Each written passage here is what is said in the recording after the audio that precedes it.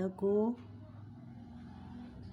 ધોરણ 2 વિષય ગણિત ગમ્મત, એમાં તમે પાના નંબર 96 કાઢશો.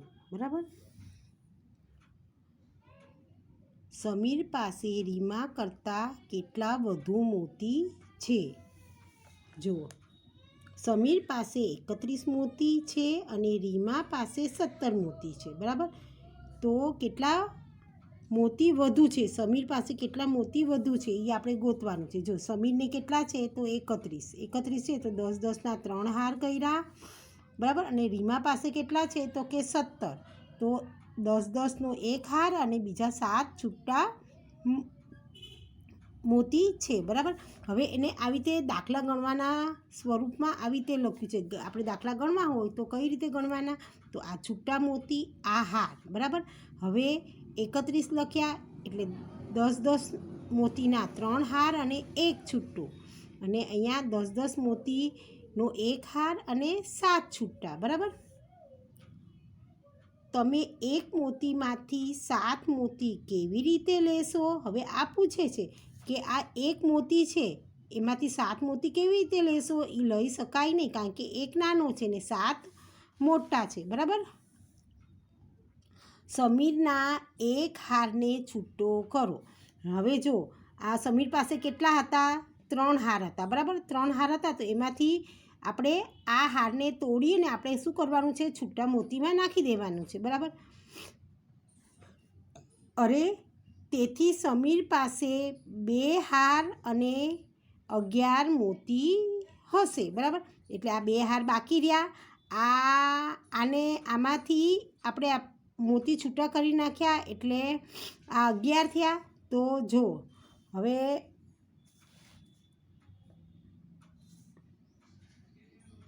યાદ રાખવા માટે હારના ખાનામાં હું 3 પર છેકો મારીશ અને હારના ખાનામાં 2 લખીશ. પહેલાં 31 મોતી હતા.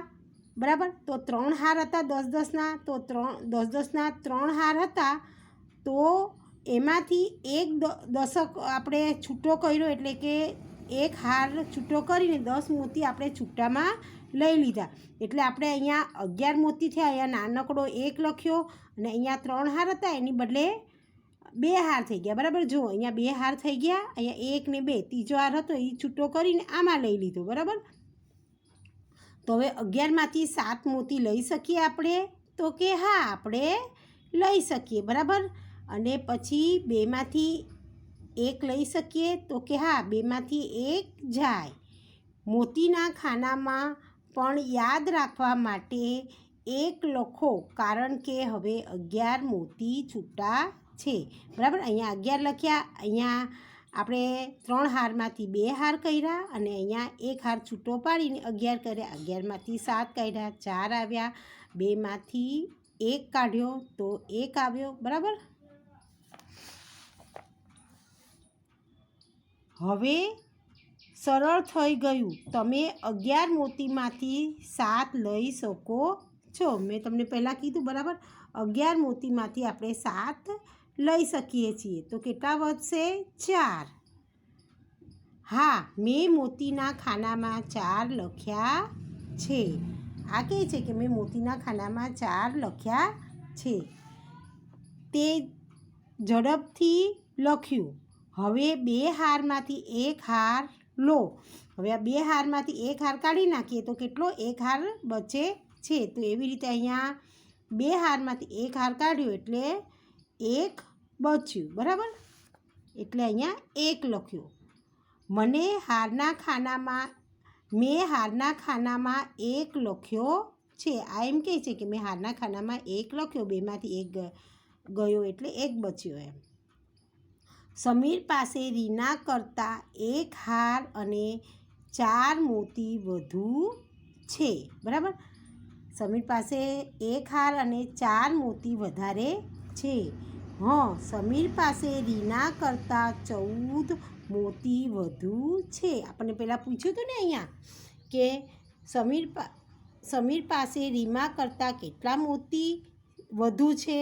તો બરાબર, તો અહીંયા આપણને મળી ગયું કે આ 14 મોતી વધુ છે સમીર પાસે. અસ્તુ. બાળકો પાના નંબર 98 કાઢો. બરાબર,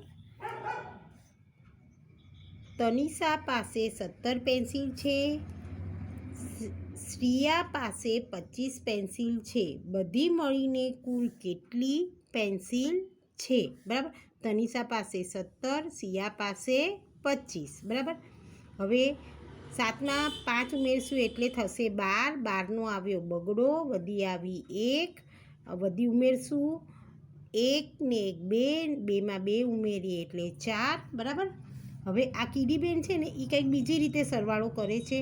જો શ્રિયા 3 પેન્સિલ આપે તો તનિષા પાસે 20 થાય. તનિષા પાસે 22 પેન્સિલ થાય. 20 + 22નો સરવાળો કરવો સરળ પડે. બરાબર, 20 + 22 એટલે થાય 42. બરાબર, હવે જો આની આગળ 25 છે તો એ 3 આને આપી દે એટલે અહીંયા 20 થઈ જાય. 20માં આપણે 22 ઉમેરવાના, અહીંયા 5ની બદલે બગડો આવે. બરાબર, એટલે પછી રાઉન્ડ ફિગર થઈ જાય એટલે 42 થઈ જાય. મુનિઝાના વર્ગમાં 13 અંગ્રેજી વાર્તાની ચોપડી છે અને 22 હિન્દી વાર્તાની ચોપડી છે. બધી થઈને વાર્તાની કુલ કેટલી ચોપડી થાય? બરાબર, હવે જો કેટલી છે, આ અંગ્રેજી વાર્તાની ચોપડી છે અને આ હિન્દી વાર્તાની ચોપડી છે. બરાબર, હવે આ 13 છે અને આ 22 છે, તો 3માં 2 ઉમેરશું એટલે આવશે 5. બાળકો 5 લખજો અહીંયા હો, અને 1માં 2 ઉમેરશું એટલે આવશે 3. તો કુલ કેટલી ચોપડી હશે? તો કે 35. બરાબર, મુનિઝાના વર્ગમાં કુલ 35 ચોપડીઓ વાર્તાની હશે. હવે પછી આવો બીજો દાખલો આપ્યો છે. સાક્ષી પાસે 23 ફળ હતા, તેણે 15 ફળ ખાધા, તેની પાસે કેટલા ફળ વધ્યા? બરાબર, કેટલા ફળ હતા? તો કે 23 ફળ હતા, બગડે તગડે. બરાબર, 23 ફળ હતા. કેટલા ફળ ખાધા? તો કે 15 ફળ ખાધા. હવે 3માંથી 5 જાય ન જાય એટલે આપણે અહીંયાનો એક દશક છે એ દશક આપણે અહીંયા લઈ લઈશું. બરાબર, એટલે 1 દશક ને 3 કેટલા થાય? 13 થાય. હવે આપણે આ ગણવાનું નહીં. બરાબર, આ રકમ જોવાની નહીં, સીધા 13માંથી કેટલા કાઢવાના? તો કે 5. 13માંથી 5 કાઢીએ એટલે કેટલા થાય? 5 પછી 6 7 8 9 10 11 12 ને 13 એટલે કેટલા વધે? તો બાળકો 8 વધે. અહીંયા 8 લખજો. બરાબર, હવે અહીંયા 2 દશકમાંથી 1 દશક આપણે અહીંયા લઈ લીધો એટલે અહીંયા 1 દશક ઓછો થઈ જાય એટલે 2 દશકની બદલે આપણે લખશું 1 દશક. બરાબર, તો 1માંથી 1 જાય તો અહીંયા શું લખવાનું બાળકો? 0 લખવાનું. અહીંયા આ બરાબર આ રકમ પર ઝાંખો ચેકો મૂકી અને આપણે અહીંયા 13 લખવાના છે ને અહીંયા 1 લખવાનું છે. બરાબર, તો કેટલા ફળ વધ્યા? તો કે 8 ફળ વધ્યા. દલજીત પાસે 35 લખોટી છે, અરવિંદ પાસે 25 લખોટી છે. તેમની પાસે કુલ કેટલી લખોટી થાય? બરાબર, દલજીત અને અરવિંદ. દલજીત પાસે 35 અને અરવિંદ પાસે 25.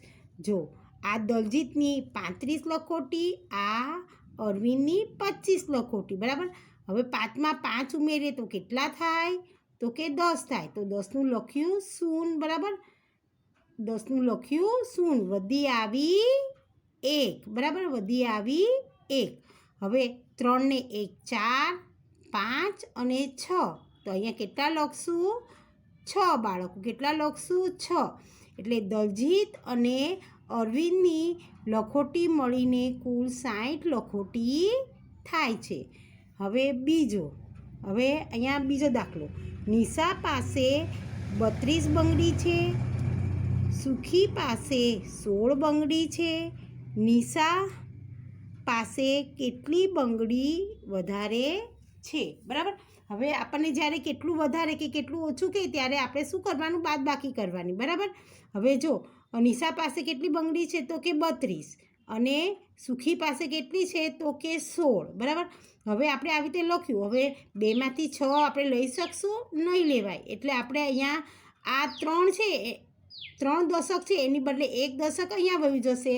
એટલે 1 દશક અહીંયા વયું જશે એટલે અહીંયા થશે 12. તો આપણે આ 2 ગણવાના નહીં. 12 થયા. હવે 12માંથી 6 કાઢશું એટલે કેટલા વધશે? 6. 12માંથી 6 કાઢશું એટલે કેટલા વધશે? 6. હવે અહીંયા 3 દશક હતા એમાંથી 1 દશક આપણે અહીંયા લઈ લીધું એટલે અહીંયા આવશે 2. એટલે આ 3 ઉપર ઝાંખો ચેકો મૂકીને આપણે અહીંયા લખવાના છે 2, બરાબર. હવે 2માંથી શું કરવાનું? 1 કાઢવાનું એટલે આવે 16. હવે આ પાના નંબર છે 99. એમાં જો તમને એક ચિત્ર આપ્યું છે, બરાબર. આ ચિત્ર છે. આ ભાઈ કેન્ટીન ચલાવે છે અને ગરમા ગરમ નાસ્તો બધાને ખવડાવે છે, બરાબર.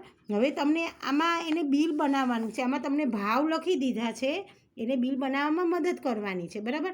જો હવે ઢોસાના કેટલા છે? 23 રૂપિયા. ઉત્તપમના કેટલા છે? 28 રૂપિયા, બરાબર. હવે 3માં 8 ઉમેરવાના છે. 3માં 8 ઉમેરશું એટલે કેટલા થશે? 8 પછી 9, 10 અને 11. 11નો આવ્યો એકડો, વધી આવી 1. 2 ને 1 3, 4 અને 5 એટલે કેટલા થાય? 5, બરાબર.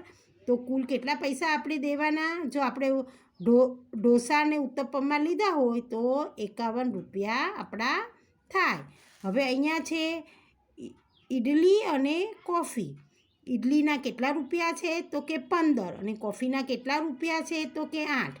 તો હવે ઇડલી અને કોફીના આપણે પૈસા દેવા હોય તો આપણે એનો સરવાળો કરશું 15 અને 18નો.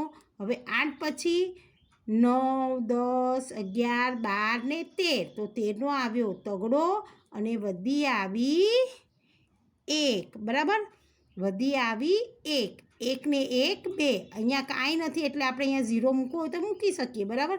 અને 2ના 2. જો એટલે આપણે કેટલા પૈસા ચૂકવવાના થશે તો કે 23 રૂપિયા. હવે અહીંયા જુઓ આ દહીંવડા. દહીંવડાના કેટલા પૈસા છે તો કે 25 રૂપિયા. પુલાવના કેટલા છે તો કે 18. હવે 8માં આપણે 5 ઉમેરશું તો કેટલા થાય? 13. 13નો લખ્યો તગડો, વધી આવી 1. હવે 2 ને 1 3 અને 1 4 એટલે કેટલા થાય? 43 રૂપિયા, બરાબર. તો આપણે દહીંવડા અને પુલાવ લેવા હોય તો આપણી પાસે 43 રૂપિયા હોવા જોઈએ, બરાબર. હવે અહીંયા છે સૂપ અને નૂડલ્સ. સૂપના કેટલા રૂપિયા છે તો કે 27 અને નૂડલ્સના કેટલા છે તો કે 15. હવે 7માં 5 ઉમેરશું એટલે થાય 12. 12નો લખ્યો બગડો, વધી આવી 1. 2 ને 1 3 અને 1 4, બરાબર. તો અહીંયા આપણે લખ્યા 4. તો આપણે દુકાનદારને કેટલા પૈસા આપવા પડે તો કે 42 રૂપિયા. સૂપ અને નૂડલ્સના 42 રૂપિયા થાય. ઓકે, અસ્તુ.